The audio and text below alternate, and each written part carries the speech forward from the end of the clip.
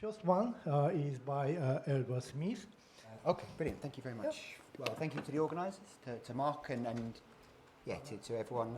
Nice to meet everyone here. So I'm going to present to you something maybe slightly different, just out of interest. How many people here have ever worked on molecular dynamics? About 3 or 4. How many people have seen a talk on it before and have any idea what it's about? Okay, right, so at least half the room. Okay, brilliant. So I'll at least try to introduce everything, make clear what I'm doing. I'm hopefully going to convince you that molecular dynamics has advantages for multiphase, and it can give you some interesting insights. And this is something I've called, molecular fluid dynamics. This is really what I think is quite interesting in terms of what it can tell us about fluid dynamics. So I'm going to just give an overview of kind of MD, and then talk a bit about liquid vapor interfaces, in particular tracking those down to the kind of molecular scale. And then I'm going to finish with some work from one of my PhD students who's just finished on the kind of breakdown of a film. So that's a kind of tangible example. Hopefully people will find it interesting. I think it's interesting because it's the kind of purest example of liquid vapor interfaces and what we can learn on those from molecular modelling. Okay, so molecular modelling. You're not talking about a continuum in the kind of material sense, right? So you're talking about your Navier-Stokes equations. You're talking about Newton's law, so individual particles flying through space. So they're continuous in time, but not in space. And so for a given molecule here, molecule I, its position, which we call Ri as a function of time, just evolves. It kind of flies around and bounces into other molecules. Now, the evolution of that molecule essentially comes from the integration of its velocity, and that velocity comes from the integration of the acceleration. Okay? And to get the acceleration, we basically use Newton's law. So we add up the interaction of molecule I with all n other molecules in the universe. The sum of all of those together give us a force. That force we can then basically use in F equals ma to work out the next acceleration of that molecule, and then just integrate it using a simple leapfrog scheme to get the next time step. Okay? So the process is time step, calculate the forces. Time step, calculate the forces. So as a methodology, it's pretty simple, right? It's basically just the n-body problem, looking at how molecules evolve. But what's nice is it's what I would argue the most fundamental classical model. So we essentially get that force from electrostatic interactions, which come from essentially quantum mechanics. So they're essentially the only empiricism you have in this model is this kind of repulsive term here, which when the molecules get too close, they bounce away from each other. That's kind of Pauli repulsion. And then this kind of van der Waals attractive part that kind of pulls them together. And that's what gives us the multi-phase flow that people are very, very interested in. So it's basically, this is called the Leonard-Jones model. All of the results I present today will just use that simplified Leonard-Jones, and from that you still get a quite wide range of physics. Now what's nice is just from solving Newton's law, indirectly you get conservation of energy. So your kinetic and your potential energy are exactly balanced, right? So I haven't drawn the middle line of the kind of total energy, this is dE by dt, but you can see if kinetic increases, potential decreases, and vice versa. And then things like pressure, viscosity, heat flux, surface tension, they're all outputs of your simulation, right? So you solve these molecules bouncing around, and then you can measure and characterize those from the system. And I'll show you some examples. Now, more interestingly, phase change, evaporation, condensation, these all occur with no additional models. So again, just from the individual molecular motion, you're getting those properties. You can build sort of solids from molecular roughness. I'll show you briefly, although it's not the kind of focus today. And then you can go to more complicated molecules, things like water, polymers, biomolecules. The history of this subject is very much chemistry, folding at home, proteins. But it's really interesting for fluid mechanics. At least, hopefully, I'll convince you of that. So where does this link to the continuum? Well, this is where there's a bit of nice mathematics you can do. This beautiful paper from the 1950s essentially linked the two for the Dirac delta function.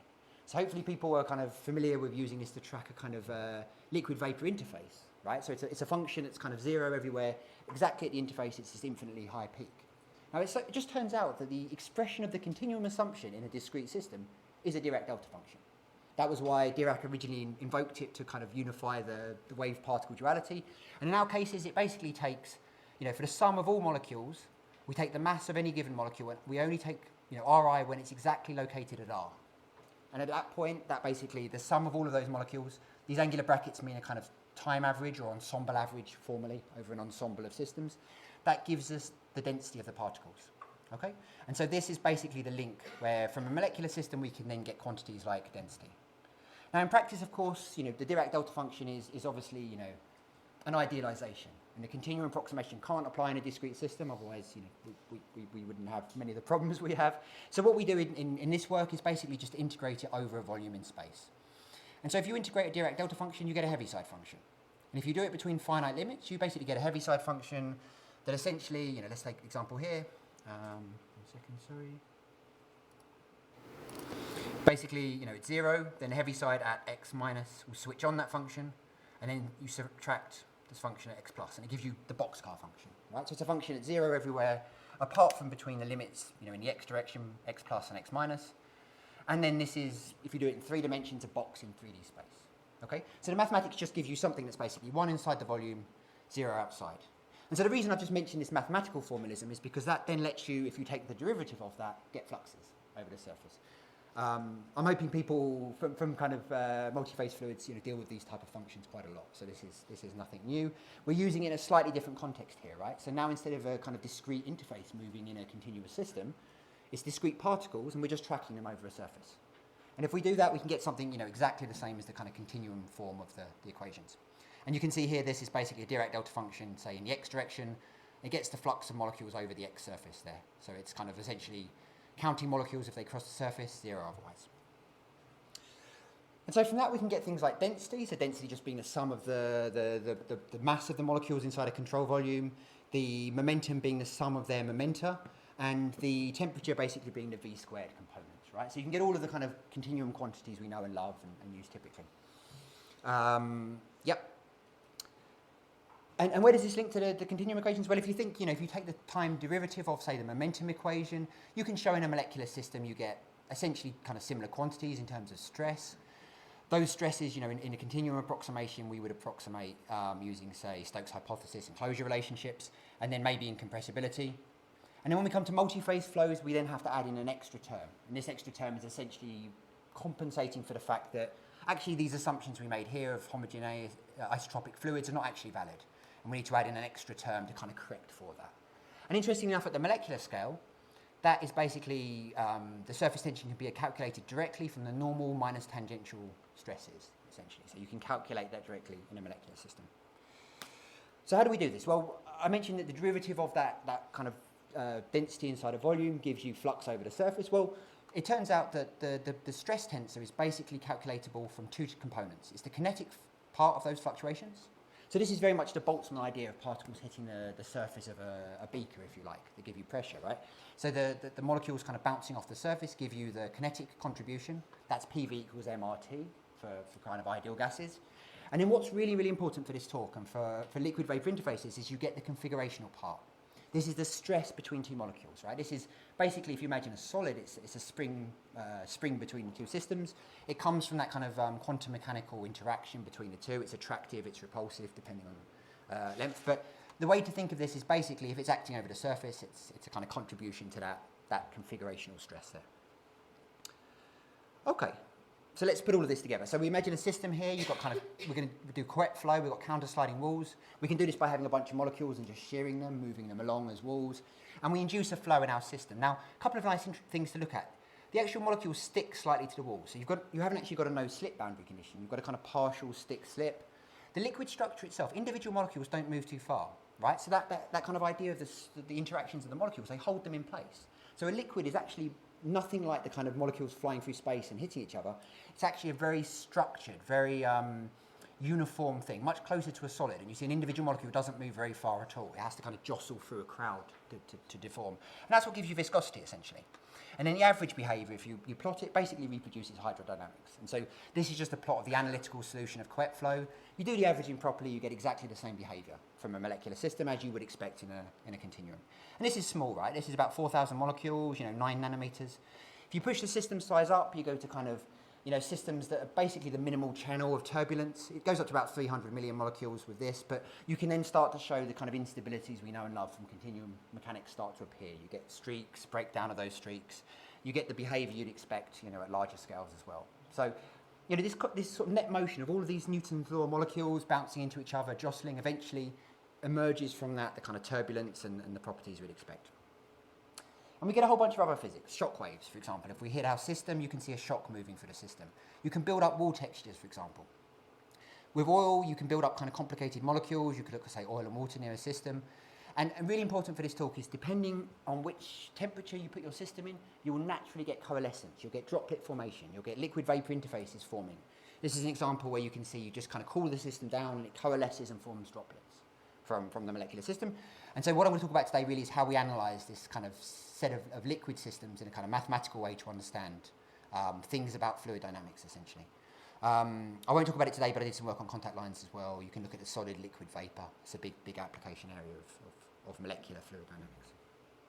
So lots of nice videos. Just to convince you also that there are essentially kind of quantitative agreement with continuum, with experimental results. So the lines of experimental results, the points of molecular dynamics.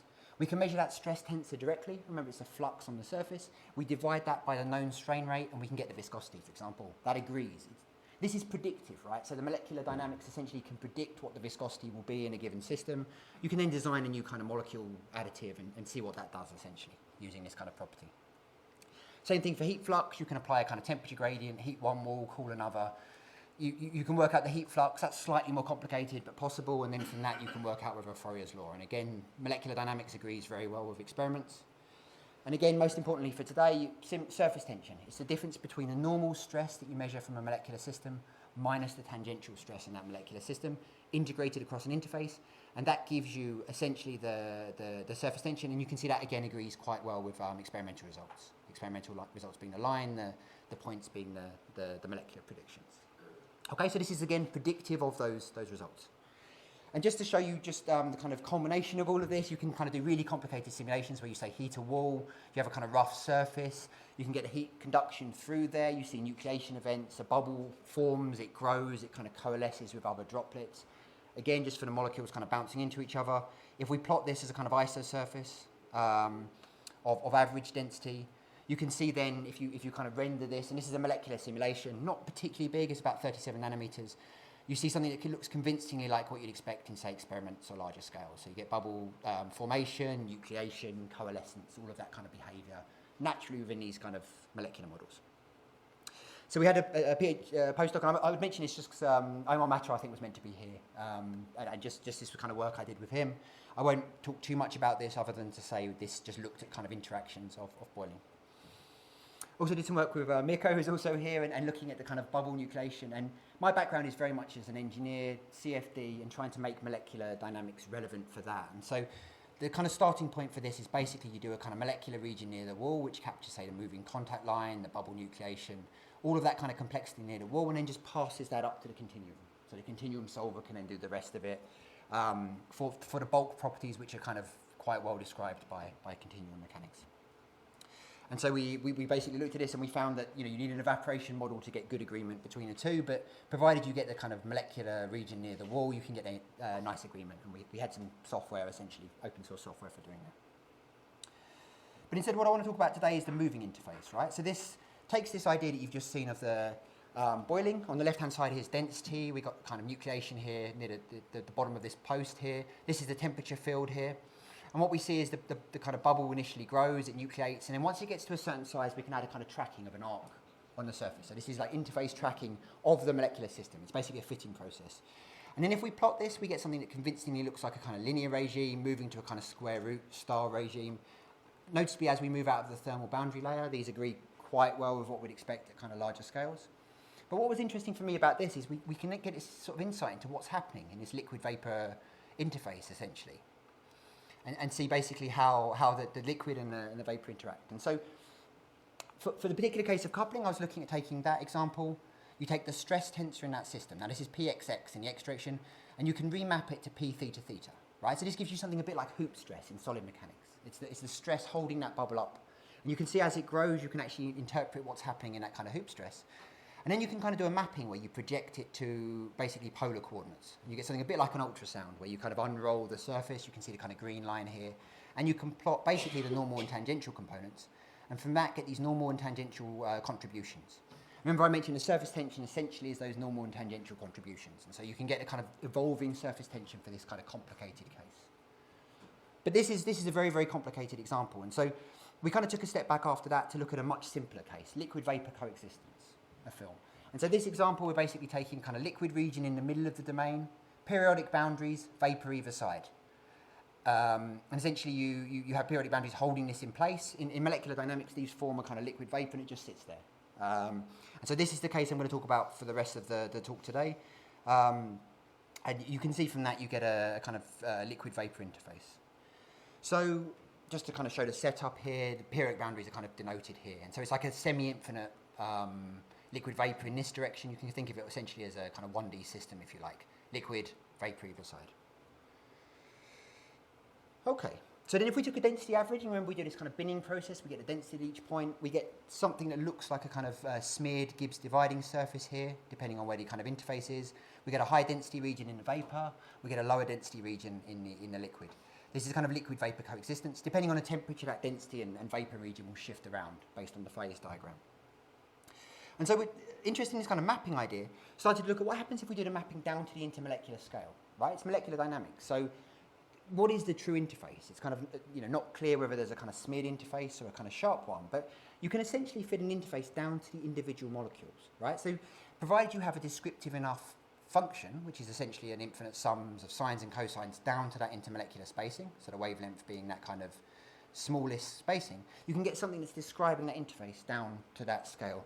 Now, as a kind of show and tell, I've got a 3D printed version of this. So this is a nice kind of example of something that you could never see at the kind of these scales, but essentially it's kind of nanoscopic detail, right? So this is the individual molecules.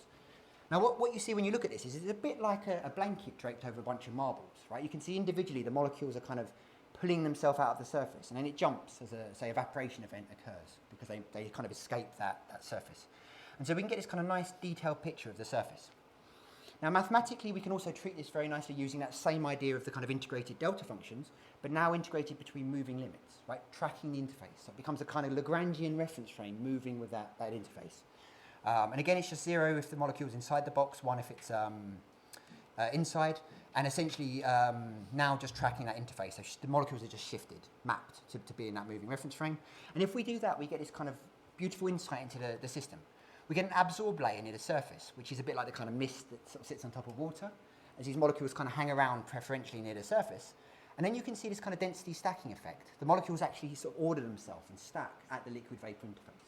So we get this detailed picture into what's actually happening at that molecular scale by fitting down to the molecular scale. Now this has been done before, this was work that's done before. But what we extended it to do is by using this mathematical form, you can then take derivatives and you can get the fluxes, including all of the terms for the kind of surface curvature, the surface motion, the individual crossing events of molecules, as well as the surface movement itself. And so you're tracking at each individual time step that kind of moving surface and getting that kind of flux contribution. And so this means you can now get the stress tensor that I mentioned before, but essentially for that kind of complicated, intermolecularly detailed surface. And it includes terms for kind of kinetic curvature and configurational curvature, right? These are terms due to the interface being actually curved and the kind of contribution not crossing essentially orthogonally. We also get a term due to the surface evolution itself. And so we get this kind of complete picture of the kind of stress tensor down to that molecular spacing. Now, just to mention, because the surface is analytical, it's a bunch of sines and cosines, we can kind of trivially get the derivatives. You can get these quantities exactly. And so what you can show, to machine precision is an exact control volume balance, right? So you can show that, if a molecule leaves, either because the surface has moved and the molecule is being kind of left behind, or that the molecule has crossed the surface, you get these kind of jump events. The forcing term essentially is kind of continuous. It's acting because the molecules are kind of gradually moving in and out. And the sum of those two, you can see, basically give you the change in momentum inside the box. And so we can get this kind of picture of essentially exact control volume balance on the surface. So just to summarize all of this, we did this kind of liquid vapor coexistence. We've got a liquid vapor interface here. We do a cluster analysis to actually detect which are vapor molecules. We detect which ones are on the surface. We do essentially this fitting process to a time-evolving Fourier series of terms where we're fitting essentially down to that intermolecular spacing. Once we've got that kind of intermolecular spacing, that fitting, we split it into a grid of control volumes, and each of those control volumes you can then calculate the forces and fluxes on those surfaces, right? So that gives you this complete picture of the interface down to kind of molecular scale. And what we see from that is quite interesting. You get this picture where you've got essentially the surface movement itself is actually contributing to the surface tension, to the properties of the surface. So to get the complete picture, you have to have both the flux of molecules over the surface, that's molecules evaporating and leaving, which is perpetually kind of happening backwards and forwards, plus the surface moving itself, and that's equal and opposite to this kind of configurational part. This is the normal pressure, incidentally. The surface is obviously, on average, stationary. So these have to balance. But you can see there's this kind of interplay between the two at the kind of molecular scale. For the tangential pressure, remember the kind of normal minus tangential give us that surface tension. The tangential is the kind of bit that really determines the surface tension, right? It's the bit that holds together that surface from those molecular interactions. This has a much more complicated structure, this kind of really complicated sort of stacking effect. But the key point here is if we look at the bits that actually integrate to give us the surface tension. When we did the fixed kind of Eulerian surface, you get a quite smeared interface, right? Your surface tension is due to kind of quite a wide range. The intrinsic surface, when we tracked it, you actually see that the contribution to surface tension is about 1 nanometer of the surface, so very, very tight, which means our actual surface tension is determined by a very, very thin region around that surface, at least for this kind of simple Lennard-Jones fluid. Okay, so why is this interesting? Well, the whole point of the intrinsic interface is it's basically a kind of mapping process, right, where the idea should be that for a kind of creature living on that surface, you can design a system where it looks flat to it, and then the kind of peaks and hills basically get built into the mathematics. So this is something we're looking at now, basically building a mathematical framework for those, not a snail in this particular case, but actually for surfactants moving along the interface, right? So you can actually track the surfactants and how they move along the interface. So I'm going to talk you through kind of the moves in that direction. And this is all work by Mohammed, a brilliant PhD student I had over at Imperial College. His starting point was to take this kind of surface interface and actually look at basically the networks that are formed on the surface. So the original kind of hypothesis is the surface is held together. The surface tension is like a stress network, if you like, a kind of sinuous network holding the surface together. And so his first work was to kind of correlate fractal dimension, the amount of surface covered and surface tension. You can see there's kind of good agreement between those two. And you can show for kind of percolating clusters how much of the surface is covered, basically predicts the surface tension. We then moved on to starting to think, well, what happens if we then actually start to look at how these films fail?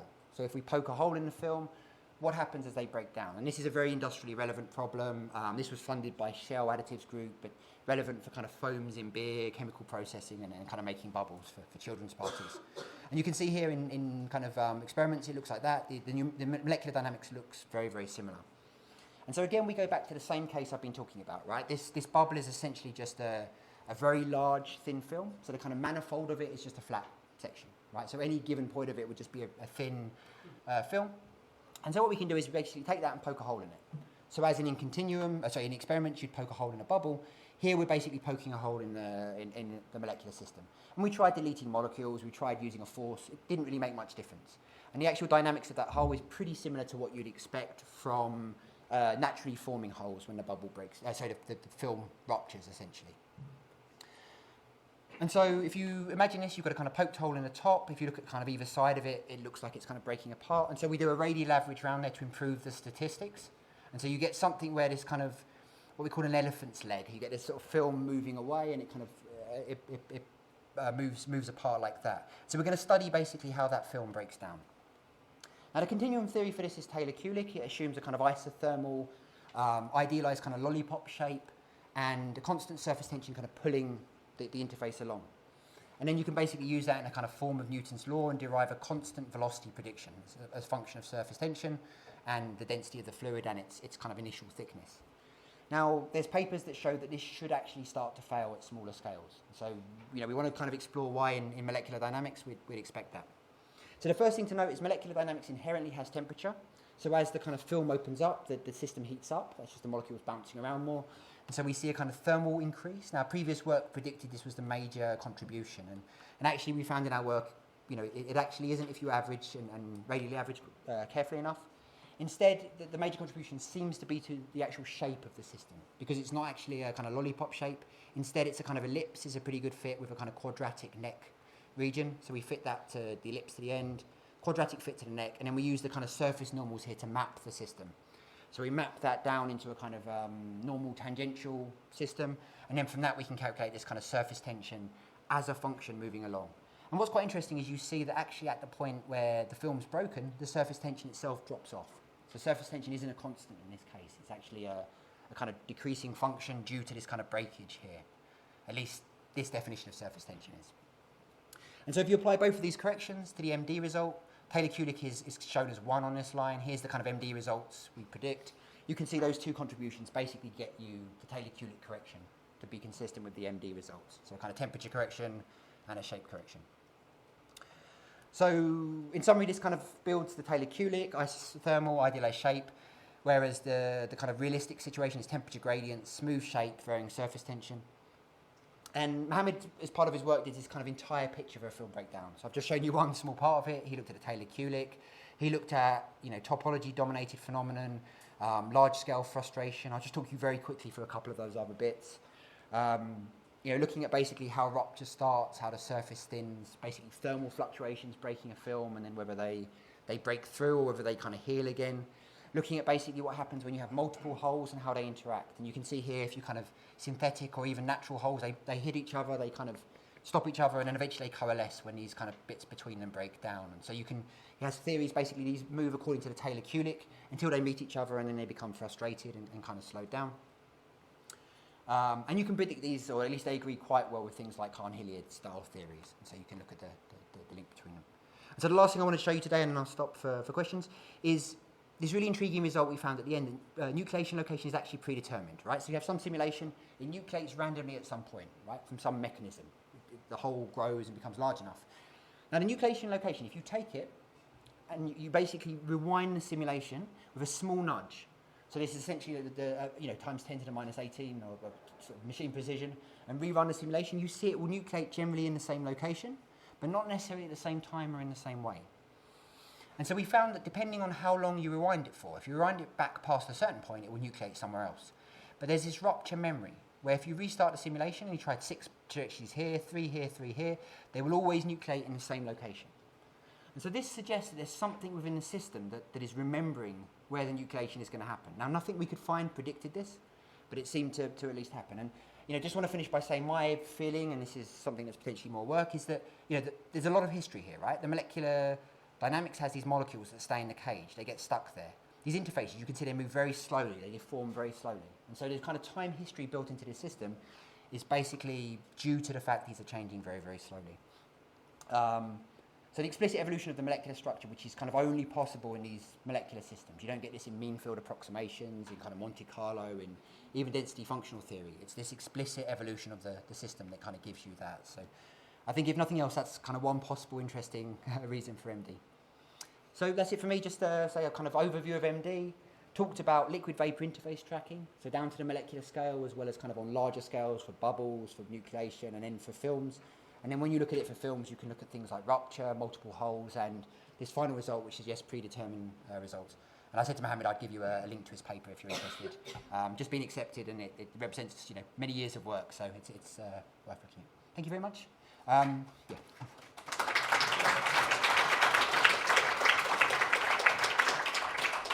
Yeah, just say if you're interested in more, there's a special interest group we have on this if anyone wants to join, or just him. We have time for questions. Any questions, please? Any questions? Yes, please. I have a very naive question.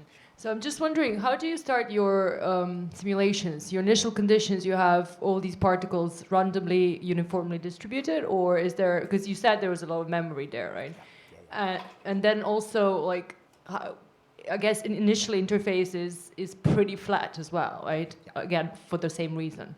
Yeah, good question. So generally one of the art of doing molecular dynamic simulation is you have to run them for long enough to wash out any of these memory effects. So the way I do it is basically take, and I've got my own code, which basically I kind of take an FCC lattice. There's a kind of stable, solid structure, and then you delete molecules in the vapor phase to be kind of dilute enough, and then you allow it to kind of form a droplet, and then you leave it for a very, very long time until any kind of memory of its previous history is forgotten. And there are certain correlation functions you can look at to make sure that's done. For Leonard-Jones, it's pretty quick. For more complicated polymers, they can be really, really long, which is why you start to see viscoelastic effects at the kind of scales we can measure for more complicated molecules. But for these systems, they're pretty forgiving, and you don't have to run them for too long to wash out. But yeah, it's a good question. Please. Hello, thank you for a wonderful talk. I'm very interested in the topic of the simulation of bonding with molecular dynamics and continuum methods. And I think I didn't mention it maybe, but I arrived late, sorry.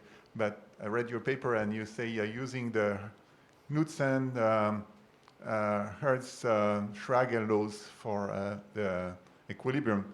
But this involves accommodation coefficients also. And this issue is rather complex and even, I would say, confused in the field, with experiments giving contradictory results and theoreticians disagreeing. So molecular dynamics actually would be ideal for resolving this issue. So have you considered that?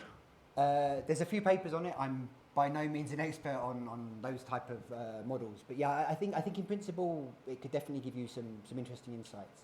I think that the difficulty in this is where, you know, when lots of people disagree, probably there's some truth in all of them. It's probably very system dependent, depending on exactly what you're modelling and the exact state point, and also how easy it is for kind of, you know, molecules to escape. But yeah, I definitely think it would be an interesting area, and there's something. Okay, thank you very much again.